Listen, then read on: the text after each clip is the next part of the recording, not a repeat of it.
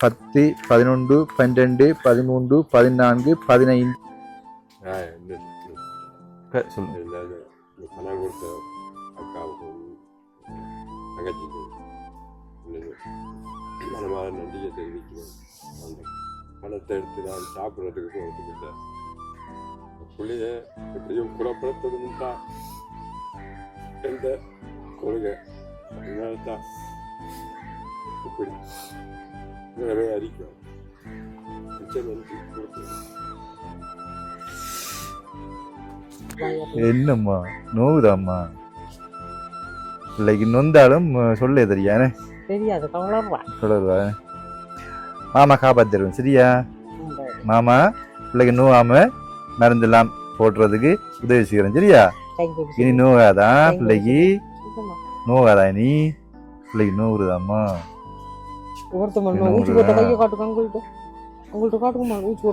சரி நீ நோகாதான்.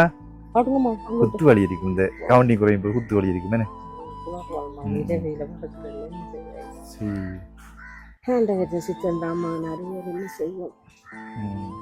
பிளட் கேன்சர்னா அந்த குத்து வலியா கவுண்டிங் குறைய குறைய குத்துவோம், சரியான குத்து வேதனையா இருக்கும். நன்றி.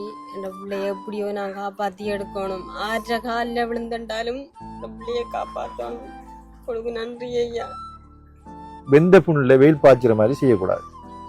இந்த நிலைமையில உங்களோட குடும்பத்துல ஒரு கேன்சர் வந்ததுல ஒரு நோயாளர் இருப்பாங்கன்னு சொன்னா அவங்களோட வருத்தம், அவங்களோட கஷ்டம் எப்படின்னு உங்களுக்கு புரியும். ஏன்றா எங்கட அப்பாவோட கேன்சர்லாம் செத்தாரு. அப்ப எனக்கு தெரியும் அந்த சூழ்நிலை எப்படின்னு சொல்லி. ஓகே, யாரையும் புண்படுத்தாதீங்க, முடிஞ்சா உதவி செய்யுங்க, உபத்திரம் செய்யாதீங்க.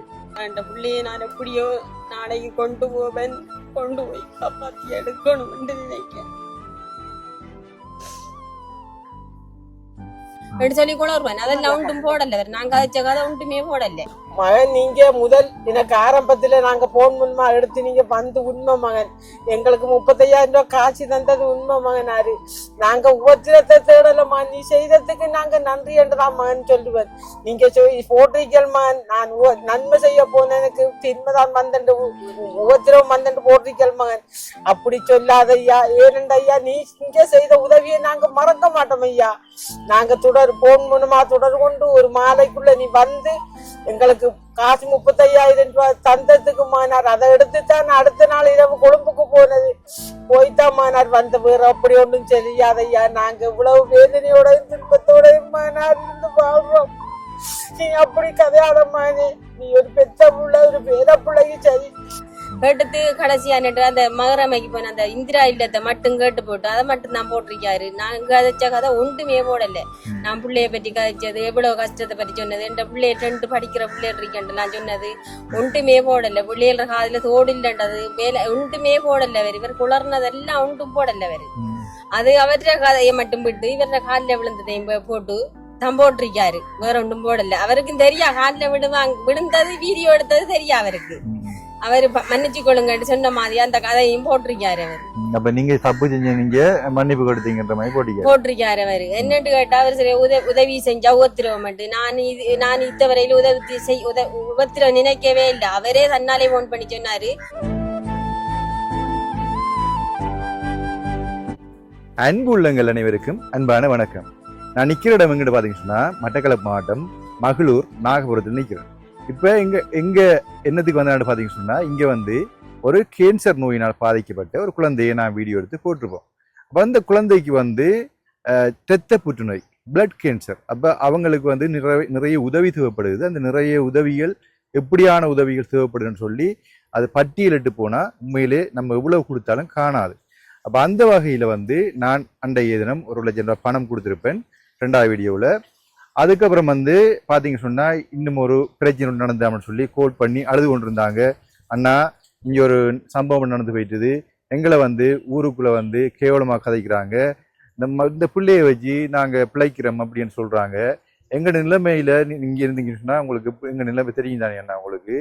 இன்னும் ஒரு நபர் வந்து எங்களை வந்து கேவலப்படுத்தி வீடியோ போட்டிருக்காரு அப்படின்னு சொல்லி கவலைப்பட்டு கதைச்சாங்க. அப்போ நான் சொன்னேன் என்ன நடந்தேன்னு சொல்ல. அப்போ அவங்க சொல்லியிருந்தாங்க நீங்க வந்தாதான் தெரியும், நீங்க வாங்க நாங்க சொல்றோம் விளக்கமா அப்படி சொல்லியிருந்தாங்க. அதை பற்றி தான் இன்னைக்கு பார்க்க போறோம் அந்த வீடியோவில். வாங்க வீடியோக்குள்ள போகலாம். வீடியோ போறதுக்கு முன்னாடி எங்களுடைய சேனலை யாராவது புதிதாக பார்ப்பீங்கன்னு சொன்னால் சப்ஸ்கிரைப் பண்ணிவிட்டு பாருங்க. அது ஒரு விதத்தில் நன்மையாக இருக்கும்னு சொல்லி வாங்க வீடியோக்குள்ள போய் என்ன பிரச்சனை பார்க்கலாம். பார்த்தீங்க சொன்னா இந்த வளவு தான் இந்த கேன்சர் வருத்தக்கார தாயும் தகப்பன்ற வளவு தான் இது. இப்போ அவங்க இருக்கிறது அந்த வளவுக்குன்னு சொன்னா அவங்களோட மூத்த மகள்ன்ற வளவுக்குள்ள இருக்கிறாங்க. அப்ப இது அவங்களோட வளவுடைய நாங்கள் வீடியோ இருக்கிறது இஞ்சான் உரித்து இதான் உரிமையான இடத்துல நாங்கள் வீடியோ இருக்கலாம். தகவலை வளவு போய் தொடங்க முடியாதுன்னு அதெல்லாம் நான் இங்கே ஆரம்பிக்கிறது. அப்போ முதல்லாம் ஒரு 4 மாசத்துக்கு முதல்ல இங்கே இருந்திருக்கிறாங்க 3 பேரும் என்ன இங்கே இருந்திருக்கிறாங்க. அதுக்கப்புறம் தான் கேன்சர் வந்த பிறகு மகள் கூப்பிட்டு சொன்னேன். என்ன இங்கே நடந்தது? பிள்ளைக்கு ஒரு 4 மாதம் பிறகு ஹாஸ்பிட்டலுக்கு மாரகமையை கொண்டு போனேன், காஞ்சி வீடு கொண்டு போனேன். காய்ச்சல்னு சொன்னேன். ஒரு 3 நாள் ஒரு நான் கேட்குறேன். அதை நீங்க ஆல்ரெடி சொல்லிட்டீங்க பிள்ளைக்கு எப்படி கேன்சர் கண்டுபிடிக்கணும். இந்த வீட்டுல நீங்க இருந்தீங்க, அந்த வீட்டுக்கு மாறினதுக்கான காரணம் என்ன நடந்தது? காரணம் சொன்னாக்க இதுல தான் நாங்க 3 பேரும் இருந்தோம். எனக்கு 4 பிள்ளைகள், 4 பொம்பளை பிள்ளைகள். அப்ப மூத்த மக கல்யாணம் முடிச்சிட்டு அந்த பிள்ளைக்கு வீடு கொடுத்துருந்தேன். கொடுத்து போட்டு இதுல நம்ம இதுல இருந்தேன். இருந்த பிற்பாடு பிள்ளைக்கு என் சின்ன மகளுக்கு இப்படியான வருத்தம் வந்துட்டு கேன்சர் என்ன பண்ணிட்டு இந்த மாதிரி மாரகமைக்கு போயிட்டு இப்படி இதெல்லாம் ஆயிடுச்சு. திரும்ப அங்கே 4 மாதம் இருந்து போட்டு திரும்ப வந்தோம். திரும்ப மூத்த மகள் சொன்னால் பிள்ளைக்கு தொற்று நோய் வரும், இதில் இருங்க, பிள்ளைக்கு பிரச்சனை எதுவும் முடிஞ்சா கைக்கு அதில் போய் இருங்க, அந்த பழைய சாமான அதில் அடி போடுங்க, அதை சுற்றி இதில் அடி போட்டுட்டு இப்போ அந்த வீட்டில் தான் நாங்கள் இருக்கிறோம்.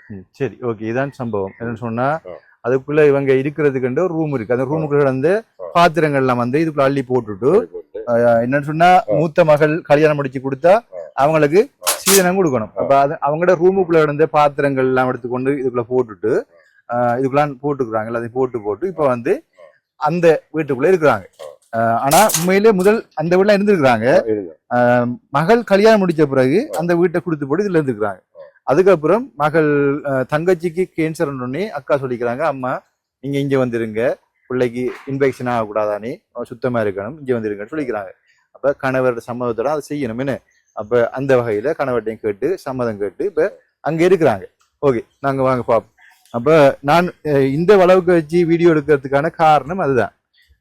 ஏண்டா அப்ப அங்க நான் தொடங்கும் போது யாராவது என்னையா இதுக்கு வீடியோக்கு யாராவது கேட்டாங்கண்டா. அதனால அப்ப நம்ம உரிமையுடைய ஆக்கள்ற அளவுக்கு தான் யாரை வீடியோ எடுக்க வந்தோ அவங்களோட அளவுக்கு தான் வீடியோ எடுக்கணும். அதான் ஃபர்ஸ்ட் டைம் அங்க இருந்து எடுத்திருந்தேன். அப்ப ஹாய் தங்க கட்டி, என்னம்மா நோவுதாம்மா? பிள்ளைக்கு நொந்தாலும் சொல்ல தெரியானே, தெரியாது, கவலருவா. மாமா காப்பாத்திடுவேன் சரியா? மாமா பிள்ளைக்கு நோவாம மருந்தெல்லாம் போடுறதுக்கு உதவி செய்யறேன் சரியா? இனி நோகாதான் பிள்ளைக்கு, நோகாதா நீ? பிள்ளைக்கு நோவுதாம்மா?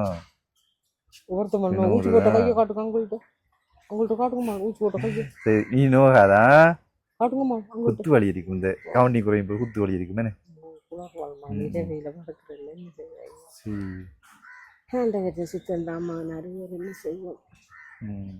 பிளட் கேன்சர்னா அந்த குத்து வலியா கவுண்டிங் குறைய குத்துவோம், சரியான குத்து வேதனையா இருக்கும்.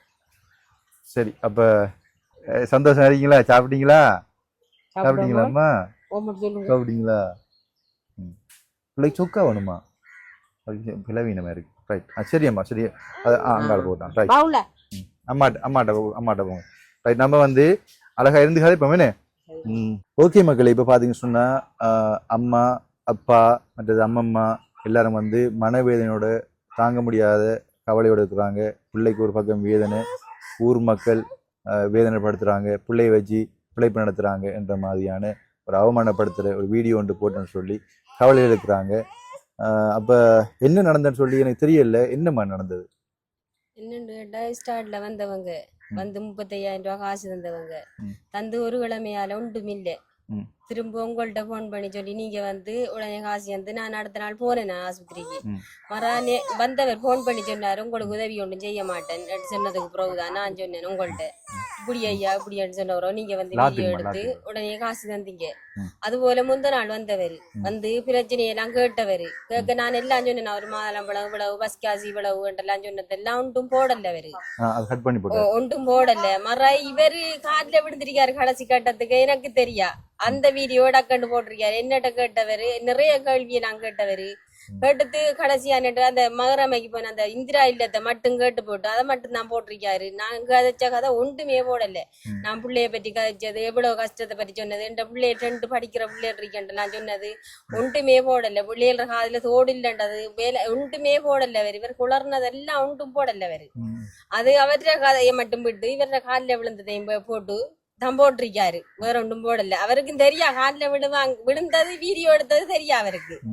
அவரு மன்னிச்சு கொள்ளுங்கன்னு சொன்ன மாதிரி அந்த கதையும் போட்டிருக்காரு அவரு. அப்ப நீங்க தப்பு செஞ்ச நீங்க மன்னிப்பு கொடுத்தீங்கன்ற மாதிரி போட்டிருக்காரு அவரு. என்னன்னு கேட்டா அவர் சரி உதவி செஞ்சா உபத்திரவம் நான் இத்தவரையில உபத்திரவம் நினைக்கவே இல்லை. அவரே தன்னாலே போன் பண்ணி சொன்னாரு உங்களுக்கு உதவி இனிமேல் செய்ய மாட்டேன் நீங்க தொடர்பு கொண்டாள்கிட்டே தொடர்பு கொள்ளுங்கண்டு. நான் ஓமன்னு சொல்லித்தான் திரும்ப அவர் சொன்ன மாதிரி தான் நான் செஞ்சேனா. அவர் சொல்லாம நான் செய்யல. அவர் சொன்ன புறவுதான் நான் ஓமன்னு சொன்னேன். அவருக்கு அடுத்த நாள் காசு வந்ததான்னு சொல்றாரு. ஆனா எனக்கிட்ட சொல்லல அவர் அடுத்த நாள் வந்துட்டு காசு 35,000 என்று சொல்லல அவரு. நான் ஒரு கிழமைக்கு புறவுதான் இந்த அண்ணாட்ட போன் பண்ணி சொல்லி அவர் உடனே வந்து வீடியோ போட்டு புறவு எங்களுக்கு காசு அந்த ஆஸ்பத்திரிக்கு போறதுக்கு அதோட உங்களுக்கு மாசம் மாசம் உதவி செய்யறேன்னு சொல்லிருக்கி. இப்ப பாத்தீங்கன்னு சொன்னா ஐயா வந்து நேற்று வந்து சந்திச்சிருந்தேன் ஐயாவை. ஐயாவுக்கு கண்ணால தண்ணி உடைஞ்சிட்டு ஏன்னு கேட்டேன். ரோட்டுக்கு போக பயமா இருக்கு பிள்ளைய வச்சு பிழைக்கிறாங்க. ஆரிய கேட்டுங்கள எல்லாரும் கேட்காங்க வெட்டக்குறாங்கன்னா கேட்காங்க. என்னன்னு கேட்டா நம்பிக்கைக்கு துரோகம் செஞ்சாச்சான் எல்லாரும் போன்ல போட்டிருக்காரு. அத ஏன் அப்படி போடணும் அவரு. நாங்க என்ன செஞ்சோம் அவரு சொன்ன காரணத்துக்காக வேண்டித்தான் நாங்க மற்ற தொடரும். நான் சொன்னேன் எந்த பிள்ளைய காப்பாத்துறதுக்கு நான் இந்த யூடியூப்புக்காரர்கள் வந்து கேட்டாலும் நான் கதைக்கு தமிழ் நான் வாங்க தமிழ் மட்டும் எல்லாம் சொன்னேன். அதொன்றும் போடல அவரு. அதொன்றுமே போடல. நான் இப்படித்தான் சொன்னேன். ஆறு வந்து என்ன கேட்டாலும் எந்த பிள்ளைய காப்பாத்தணும் நான் ஆற்றையும் கேட்பேன். காலையும் விழுவேன் காலையும் விட்டு கொம்பு குளறுவேன். என் பிள்ளைய ஆறு எங்கண்டாலும் போட்டு என் பிள்ளைய காப்பாத்தணும் எனக்கு உதவி செய்ய சொல்லி குளறுவேன். அதெல்லாம் ஒன்றும் போடல. நாங்க கதைச்ச கதை ஒன்றுமே போடல. உண்மையில அந்த அம்மாட ஒரு ஏக்கம் என்ன பிள்ளைய காப்பாத்தணும். யார கால்னா விழுகிறது தயாரா இருக்கிறேன். அப்ப உங்களோட காலில் மட்டும் இல்ல எந்த காலிலையும் விழுறது தயாரா இருக்கிறாங்க. இன்னும் வந்தாலும் அவங்களோட காலிலையும் விழுறது. அது தாயின் மனம். தாய் எப்படியாவது காப்பாத்தணும். தாய் பிள்ளைக்கு வச்சு காசு சம்பாதிக்கணும்னு அவங்க நினைக்கல. ஒரு பிளட் கேன்சர் ஒரு இரத்த புற்றுநோய் என்றக்குள்ள எவ்வளவு ஒரு பாதிப்பான ஒரு புற்றுநோய்ன்னு சொல்லி அந்த குடும்பத்திலிருந்து அவங்களோட உறுப்பினராக இருந்து நாங்கள் பார்த்ததுன்னு தெரியும். இப்போ இவங்க வந்து மகரமைக்கு போகணும் அங்கே நிற்கணும் அங்கே செலவுகள் மற்றும் ஊசி செலவு அப்படியே நிறைய இருக்குது. ஆனால் வந்து ஒரு அமைப்பு இருக்குதாம். அந்த அமைப்பு வந்து உதவி செய்தாம் என்று சொல்லி ஒரு அக்கா வந்து எனக்கு நேற்று கால் பண்ணி கழிச்சிருந்தாங்க. ரெக்கார்டும் இருக்குன்னுட்டு. அப்போ அந்த அமைப்பு வந்து உறுதிப்படுத்தி சொல்லுவாங்களா ஒரு லெட்டர் ஒன்று இந்த பிள்ளைய உங்களோட மகள் பேர் எழுதி லெட்டர் ஒன்று தந்து இந்த பிள்ளைய சுகப்படுத்தையும் காட்டிலும் நாங்கள் அத்தனை ஊசிக்கும் நாங்கள் பொறுப்பெடுக்கிறோம். உங்களோட சாப்பாடு செலவு தங்குமிட வசதி எல்லா செலவையும் நாங்கள் பொறுப்பெடுக்கிறோம். மருத்துவ செலவு போக்குவரத்து செலவு எல்லாத்தையும் நாங்கள் பொறுப்பெடுக்கிறோம்னு சொல்லி உறுதிப்படுத்தி எழுதி தருவாங்களா? அவங்க செய்வாங்களா? அப்படி உறுதிப்படுத்தி செய்வாங்களா? அது அமைப்புகள் ஃபவுண்டேஷன் அப்படின்னா இருக்குதான் இல்லைன்னு சொல்ல அவங்களோட சந்தர்ப்பம் பெறும்போது உதவி செய்யக்கூடிய டைம் பெறும்போது அவங்க உதவி செஞ்சுட்டு போவாங்க. தொடர்ந்து நாங்கள் போய் அவங்கள்ட்ட தாங்கன்னு கேட்க முடியாது. இப்போ அவங்களோட தேவை என்ன இருக்குது? அவங்க வந்து கணவர் வந்து கூலி தொழிலாளி, அவங்க ஒரு இன்ஜினியர் டாக்டர் ஒரு பிஸ்னஸ்மேன் அப்படின்னா பரவாயில்ல. அவர் வந்து ஒரு கூலி தொழிலாளி. 3 பிள்ளைகள் என்ன 4 பிள்ளைகள் ஒரு பிள்ளை கல்யாணம் முதலாவது பிள்ளை கல்யாணம் முடிச்சு இந்த வீடு வந்து அரசாங்கம் நிறுவனம் தந்த வீடு. நிறுவனம் தந்த வீட்டை வந்து பிள்ளைக்கு கொடுத்து போட்டு இப்ப வந்து இதான் இருந்த நாங்க பிள்ளைக்கு இப்ப 4 மாசம் தான். இப்ப நாங்க இல்லாம போனவரதான் இதுக்கு கிடந்த சாமான எல்லாம் அள்ளி கொண்டு அதுக்கு போட்டிருக்காவும் போட்டு இப்ப என்னட சொன்ன இதுக்குள்ள இருக்கோம். நாங்க வீட்டு புள்ள வருத்தம் தானே பிள்ளை கிருமி தொத்தும் நீ அதை சுகப்படுத்த காட்டிலும் அதுல வந்துருங்க என்று சொல்லித்தான் இப்ப இஞ்சால வந்திருக்கோம். அதுக்குள்ள சாமான் அந்த ரூமுக்கு இருந்த சாமான் முழுக்க இந்த இதுக்குள்ள கொண்டு போட்டு. அப்ப இது உண்மையில வந்து இவங்களோட பெருந்தன்மை ஒரு மகளை கல்யாணம் கட்டி கொடுத்தோம்டா கணவரும் மகளும் சந்தோஷமா வாழனோடு ஏற்கனவே இதுல இருந்திருக்காங்க எல்லாரும் கல்யாணம் முடிச்ச பிறகு வந்துட்டாங்க வேற பிரிஞ்சு வந்துட்டாங்க வந்து அந்த ஒரு குடிசை என்று அடிச்சுட்டு அங்கே இருந்திருக்காங்க. அப்ப இருக்கும்போது தான் வருத்தம் வந்திருக்கு பிள்ளைக்கு போயிட்டு மாறாம போயிட்டு வந்த பிறகு மகள் சொல்லிக்கிறாங்க தங்கச்சிக்கு வருத்தம் நீங்க எந்த வீட்டை வந்து இருங்க அப்படின்னு சொல்லிக்கிறாங்க. அப்ப இது வந்து மனிதாபிமான அடிப்படையில கடவுளுக்கு பயந்து வாழ்றார்கள் நேர்மையா செய்கிறார்கள் அது பழமையா செய்யறது. ஒரு பிள்ளையை நாங்க வாழ விட்டோம்னா அவங்களுக்கு தொந்தரப்படுத்த விட நம்ம நினைக்கிற மாதிரி தான் ஐயா நினைச்சுக்கிறோம் அம்மா நினைச்சுக்கிறாங்க. இதுல என்ன தப்பு இருக்குன்னு நான் கேட்கிறேன். ஒரு தப்பும் என்ன பொறுத்த மட்டும் இது ஒன்றும் எனக்கு ஒன்றும் புரியல என்ன தப்பு இருக்குன்னு அவர் சொல்லிக்காரு உயிமட்டையெல்லாம் போட்டு கிடக்கு வீட்டுக்குள்ள சாமான் எல்லாம் போட்டு கிடக்கு இதுக்குள்ள இருக்கிறல்லண்டா அப்படி இல்லையா வீடு நாங்க அதுக்குள்ள இருந்த நாங்க இப்ப 4 மாசம் வச்சு இல்லைன்றதுக்காக வேண்டி பிள்ளைகள் நாங்க வந்து திரும்ப இது பிள்ளைய இதுக்குள்ள வச்சு திரிக்கலான்ட்டு கொல்லி போட இடம் இல்லைன்னு அதையும் போட்டு சாமான் பழைய சாமான் முழுக்க போட்டிருக்காரு. அவர் சொல்றாரு பழைய சாமான் எல்லாம் அள்ளி போட்டிருக்கு உரிமட்டையெல்லாம் இப்படி இல்லையா இப்ப 4 மாசம் வச்சுதான் நாங்க இல்ல பிள்ளைக்கு கிருமின்றதுக்காக வேண்டி இதுக்குள்ள எடுத்துக்கொண்டு சாமான எல்லாம் போட்டு எங்களுக்கு அந்த அவட ரூம் ஒன்றை தான் திரிக்காவும் அதுதான் இப்ப இருக்கோம் நாங்க. இப்ப புதிய தம்பதிகளை வந்து நாங்க தொந்தரப்படுத்த புதிய தம்பதிகள் கல்யாணம் முடிச்சா அவங்க வந்து வாழ்க்கையில் சந்தோஷமா இருக்கணும் வந்த அடிப்படையில வந்து அவங்க விட்டு போட்டு ஒரு குடியில் அடிச்சு வந்திருக்காங்க.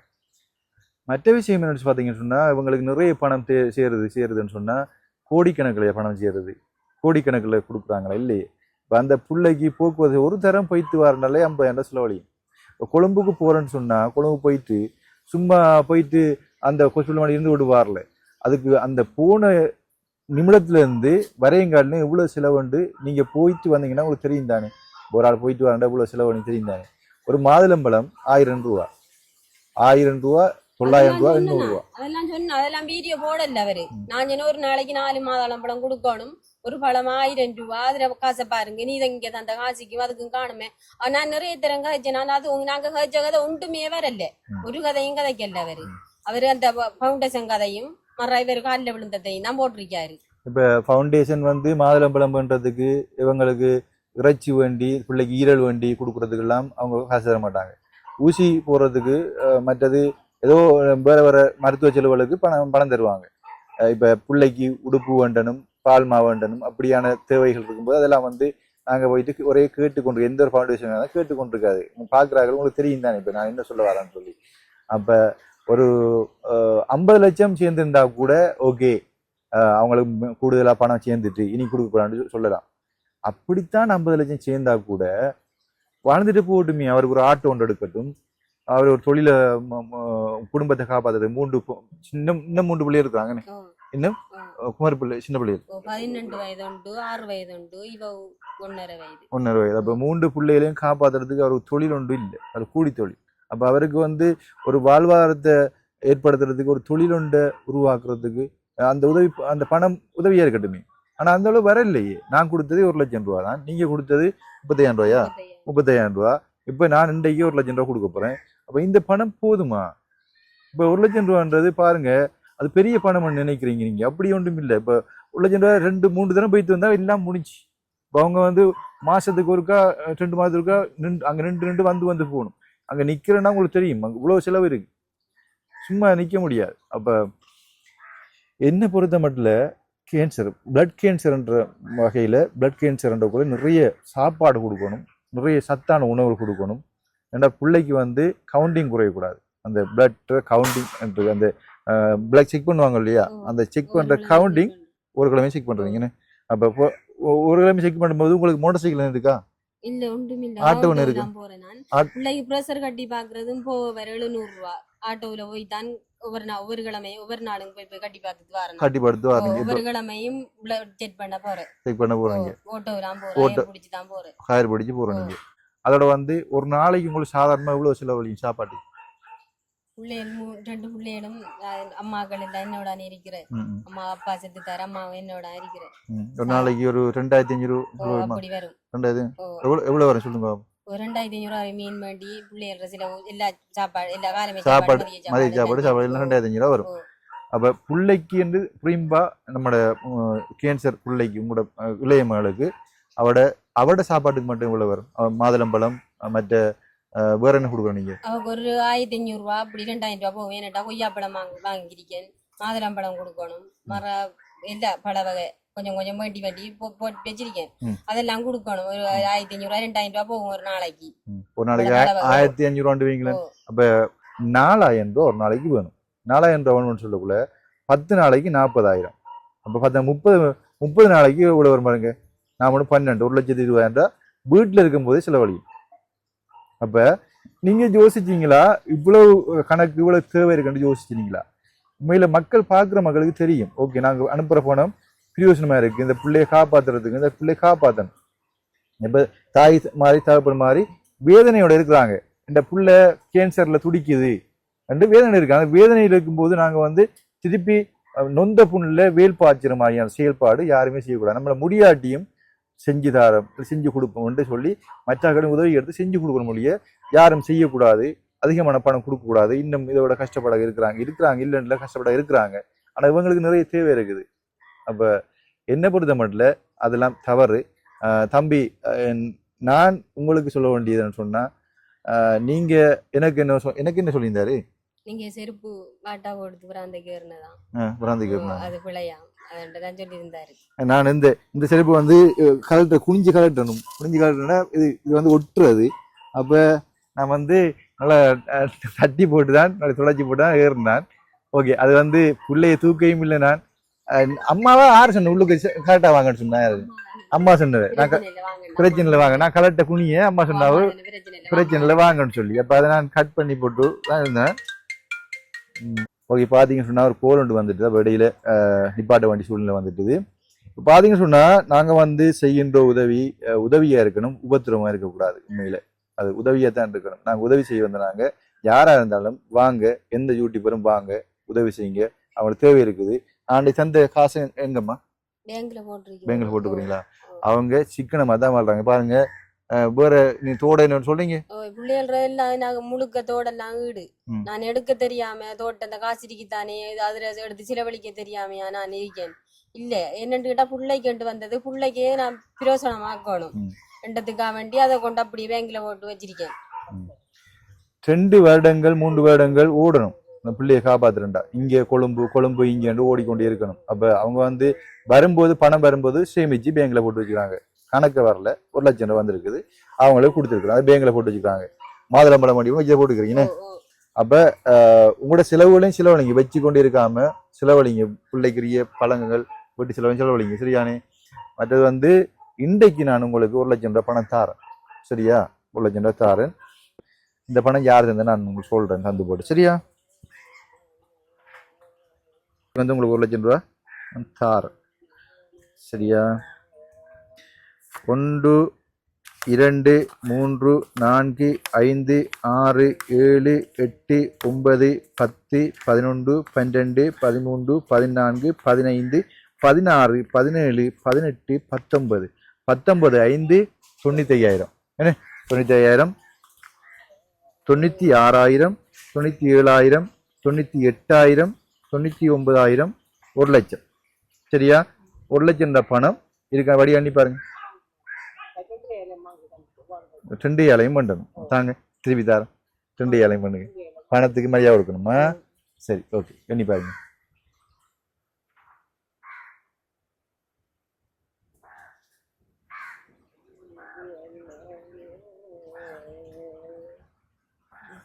சரி, அறிக்கை 1 லட்சம் ரூபா இருக்கா?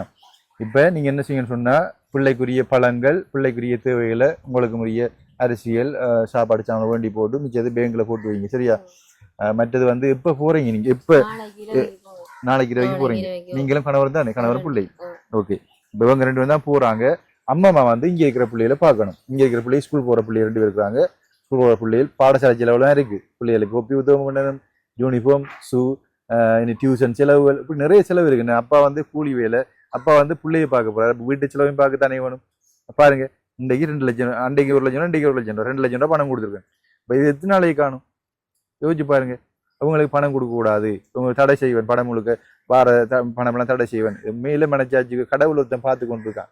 இறைவனுக்கு பயந்து வாழணும். யாருக்கு பயப்படாட்டியும் இறைவன் ஒருத்தன் இருக்கான். இறைவன் எல்லாவற்றையும் மேலிருந்து பார்த்து கொண்டிருக்கான். ஒவ்வொரு செயல்பாடை நாங்கள் செய்கின்ற ஒவ்வொன்றுக்கும் தண்டனை இருக்கு. இறைவன் யார் தண்டனை? இறைவன் ஒரு நாள் தண்டனை தருவான். அப்ப இறைவன் என்னோடு இருக்கிறாரு. இறைவன் இறைவனுக்கு பயந்து நாங்கள் வாழணும். எதை ஒன்றுமே கொண்டு போகிறது ஒன்றுமே இல்லை ஐயா, ஒன்றுமே இல்லை, ஒன்றுமே கொண்டு போக போகிறது இல்லை. நாங்கள் எவ்வளவுதான் மற்றாக்களை ஏமாத்திருந்தாலும் மற்றாக்கள்கிட்ட களவெடுத்திருந்தாலும் எல்லாம் பாவ கணக்கில் செய்கிற மொழிய நன்மைகளை செய்கிறாரு. நன்மையை செஞ்சு சித்தம்ண்டா ஒரு விதத்தில் சில நேரத்தில் சொல்லுவாங்க சொர்க்கம் நரகம் என்று சொல்லுவாங்க. அது உண்மையை பொய்யோ உண்மையாக இருந்ததுன்னு சொன்னால் உண்மையில் நாங்கள் செய்கிற ஒன்றுமே இல்லை. நான் இப்படி மற்றாக்களை ஏமாத்தியோ அல்லது பிடுங்கி எடுத்தோ என்னத்தை கொண்டு போகிறோம்? ஒன்றும் இல்லை, ஒன்றுமே கொண்டு வரதுக்கு. பார்த்தீங்களா அம்மாவோட சொல்கிறாங்க. ஓகே, இந்த பணத்தை யார் தந்தாங்கன்னு சொன்ன பார்த்தீங்கன்னு சொன்னால் பகீதரன் அண்ணாட சகோதரி ஜனனி அக்கா, பகீதரன் அண்ணாவும் ஜனனி அக்காவும் தந்திருந்தாங்க. சுவிட்சர்லாண்ட்லேருந்து பகீதரன் அண்ணாவும் ஜனனி அக்காவும் தந்திருந்தாங்க. சுவிட்சர்லாண்ட்லேருந்து இந்த குழந்தையை பார்த்து உண்மையிலே அவங்க அழுதுட்டாங்க. அவங்க மனவேதனைப்பட்டு ஒரு மணித்தியெல்லாம் காய்ச்சிருப்பாங்க அந்த வீடியோ பார்த்துட்டு. ஐயோ பாவம், எவ்வளவு வேதனையா இருக்கு அந்த பிள்ளைக்கு, எவ்வளவு கஷ்டமா இருக்கு. வித்துருவா அம்மா, வாங்க வாங்க, அல்லாதீங்கம்மா, வாங்க அம்மா காட்டுங்க, வாங்க வாங்க வாங்க, இருங்கம்மா. எவ்வளவு கவலை இருக்கு அம்மா. இப்ப கவலையில் இருக்கும்போது இன்னும் நீங்க வெந்த புண்ணுல வீழ பாய்ச்சினீங்கடா எப்படி இருக்கும்? இல்ல அம்மா, அம்மாடி இருக்கட்டும், மாறினாலும் இதுவோ. இருங்கம்மா இருங்க அம்மா, கவலைப்படாதீங்கம்மா, கவலைப்படாதீங்க. சரி சரி, படுக்கட்டும். இந்த பிளட் கேன்சரில் வந்து உங்களுக்கு தெரியும், பிளட் கேன்சர் வந்து குத்து வலியாக இருக்கும், உடம்பெல்லாம் குத்தும் வலி. அந்த கேன்சர் உள்ளாக்கு தான் தெரியும். இந்த குழந்தைக்கு என்ன தெரியும்? அந்த குழந்தை சொல்லும், அது எப்படி சொல்லும்? கத்தத்தான் தெரியும். உண்மையா கவலையா இருக்கு எனக்கு. சரி ஓகே, என்னென்னு பார்த்தீங்கன்னு சொன்னால் பகீதரன் அண்ணாவும் ஜனனி அக்காவும் சேர்ந்து அந்த பணத்தை அனுப்பியிருந்தாங்க. அவனோட வாட்ஸ்அப் கடைசி இலக்கம் பார்த்தீங்கன்னு சொன்னால் 5287. அப்போ இவங்களுக்கு என்னுடைய மனப்பூர்வமான நன்றி. இறைவன் அருளும் ஆசையும் உங்களுக்கு எப்போதும் இருக்கும். உங்களை இறைவன் நிறைவான ஆசீர்வாதத்தோட பாதுகாப்பார். ஏன்டா நீங்கள் செய்கிறது பெரிய ஒரு புண்ணியம். பிள்ளையை காப்பாற்று, இந்த உயிரை காப்பாற்று, குழந்தையை காப்பாற்று. குழந்தையும் தெய்வமும் ஒன்று சொல்லுவாங்க. இந்த தெய்வத்தை காப்பாற்றுறதுக்கு நீங்கள் உதவி செய்கிறீங்க. அதாவது ஏழைகளுக்கு எளியவருக்கு நாங்கள் உதவி செய்வது இறைவனுக்கு கடன் கொடுப்பதுக்கு சமன் என்று சொல்லுவாங்க. இறைவனுக்கு நாங்கள் ஒரு ஆள் கடன் கொடுத்தா அவன் திருப்பி தரணுமே, அதே மாதிரி இறைவனுக்கு நாங்கள் கடன் கொடுக்கறது சமன். நாங்கள் செய்கிற ஏழை எளியலுக்கு செய்கிற உதவி. இப்போ இதுவும் வந்து பெரிய பெரிய புண்ணியம். அதாவது ஏழை எளியரை தாண்டி கேன்சர் வரத்தினால் பாதிக்கப்பட்ட ஒரு தெய்வ குழந்தைக்கு நாங்கள் உதவி செய்கிறோம். அப்போ அந்த அந்த அந்த புண்ணியம் அக்காவுக்கும் பகிரதரன் அண்ணாக்கும் நிச்சயமா வந்து கிடைக்கணும். அந்த புண்ணியம் பகிரதரன் அண்ணாக்கு நிச்சயமாக இறைவனால் வந்து கிடைக்கும். ஆசீர்வாதம் மக்கள் பார்க்குற மக்களும் உங்களுக்கு நிறைவான ஆசீர்வாதத்தை வழங்கணும். ஆசீர்வாதம் மனசால சந்தோஷமா வழங்குவாங்கன்னு சொல்லி நீங்க என்ன சொல்ல போறீங்க அக்கா? ஐயா, என் பிள்ளைக்கு உதவி செஞ்சதுக்கு நன்றி. என் பிள்ளைய எப்படியோ நான் காப்பாற்றி எடுக்கணும். ஆற்ற காலில் விழுந்தாலும் என் பிள்ளைய காப்பாற்றணும். உங்களுக்கு நன்றி ஐயா. பைரனாக எனக்கு பேர் தெரியா, தம்பி சொல்லித்தான் தெரியும். இந்த இது பணம் வழங்குனவியலுக்கு நன்றி ஐயா. என் பிள்ளைய நான் எப்படியோ நாளைக்கு கொண்டு போவேன், கொண்டு போய் காப்பாற்றி எடுக்கணும் என்று நினைக்கிறேன். சரி ஐயா, என்ன சொல்ல போறீங்க? அல்லாதீங்க, இதை பிடிங்க சொல்லுங்க. பணம் கொடுத்த அக்காவுக்கும் தங்கச்சிக்கும் மனமான நன்றியை தெரிவிக்கிறேன். அந்த பணத்தை எடுத்து நான் சாப்பிட்றதுக்கு போகிறதுக்கு இல்லை. பிள்ளைய எப்படியும் குழப்பத்தொடுமுட்டா எந்த கொள்கை, அதனால தான் இப்படி நிறைய அறிக்கும். மிச்ச நன்றி கொடுத்து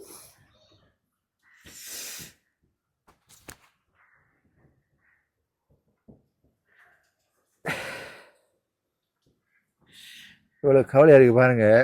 பெத்த தாய் 10 மாதம் சுமந்த தாய் அந்த பிள்ளையோட கேன்சர் உடனே உயிரை கொடுத்து போராடுறாங்க. மடியில் இந்த நேரமும் சாப்பாடு கொடுக்குறதும் சாப்பாடு சாப்பிடுதில்ல பிள்ளை.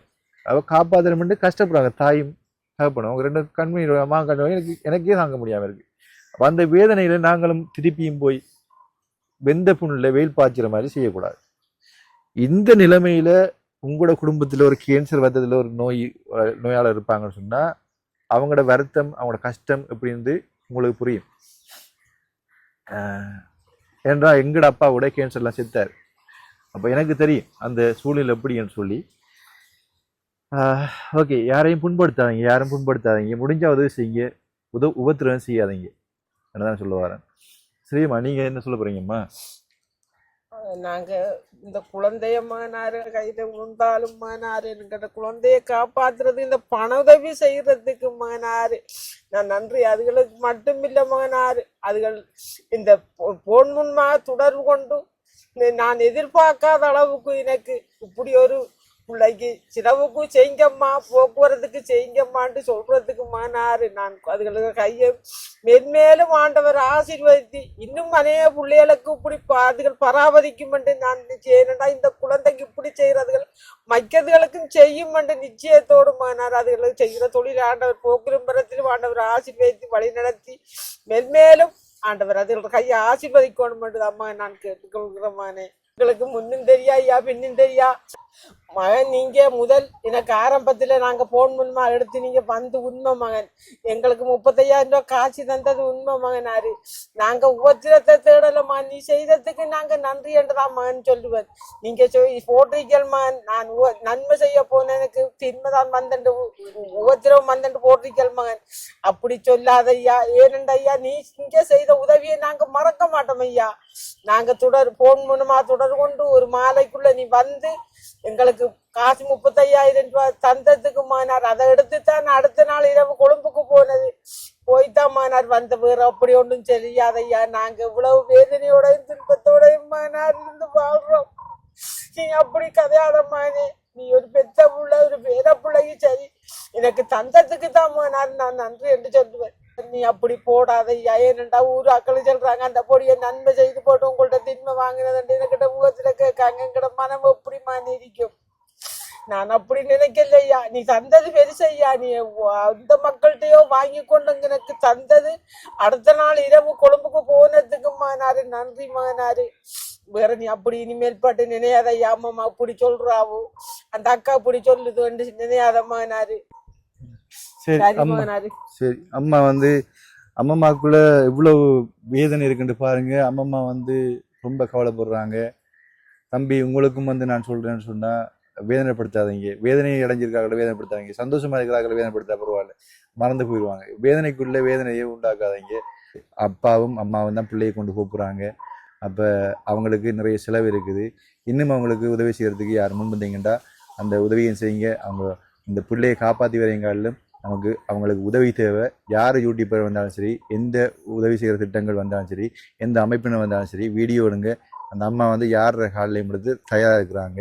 ஓகே, நான் யாரையும் வீடியோ எடுக்க வேணாம், உதவி செய்யணும்னு யாருக்கும் சொல்ல மாட்டேன். ஏன்டா அவங்க அவ்வளோ கஷ்டப்படுறாங்க என்பதை இந்த காணொலியாக தெரிஞ்சுக்கொள்கிறேன்.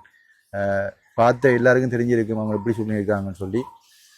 ஓகே, மீண்டும் ஒரு முறை உங்களோட பகிதரன் அண்ணாவுக்கும் ஜனனி அக்காவுக்கும் நன்றியை தெரிவித்துக் கொண்டு அவங்களுக்கு எப்பவும் நல்ல புண்ணியம் இறைவனால் கிடைக்கும் என்று சொல்லி விடைபெறுகின்றேன். நன்றி, வணக்கம்.